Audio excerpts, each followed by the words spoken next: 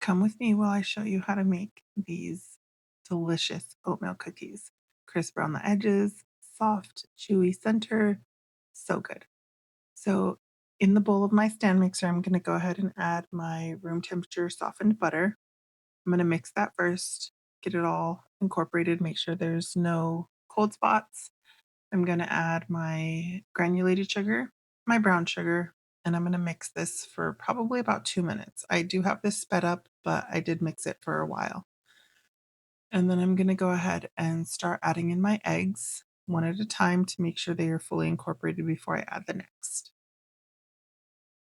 And again, like I said, this is sped up, so I don't have my mixer on this high of a speed. I would have egg and like butter stuff everywhere. But in the middle, I'm going to stop and I'm going to scrape down my bowl and I'm going to scrape down the paddle. I want to make sure that there's no brown sugar chunks or anything in there, bits of egg that didn't get mixed in.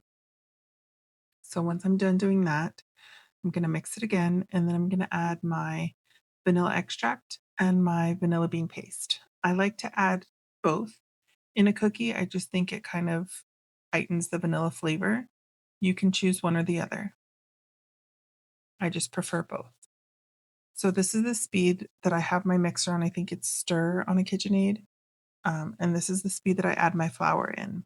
And I do try to add my flour as quickly as possible because I don't want to develop any gluten in my cookie. Well, as minimal as possible at least. So I'm going to go ahead and finish adding in my flour mixture, and that has, all my leavening agents and everything in it. So I'm going to mix that for just a second. And then I'm going to fold in any flour bits that I see like that in the middle there. I'm going to scrape down the bowl, get any dry bits of flour, and fold that in. You don't want to be aggressive here because, again, we are trying to not develop any gluten, or as minimal as possible at least.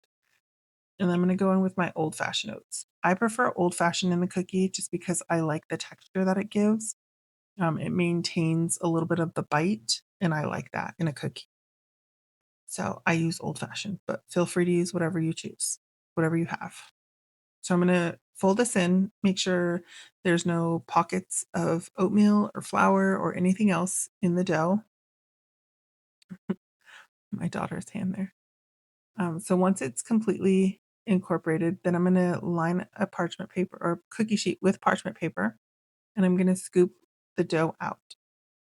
I don't remember the size of this scoop, but I can probably put it in the comments. So I'm going to go ahead and scoop, and I leave a little bit of space in between each one because I do this next step.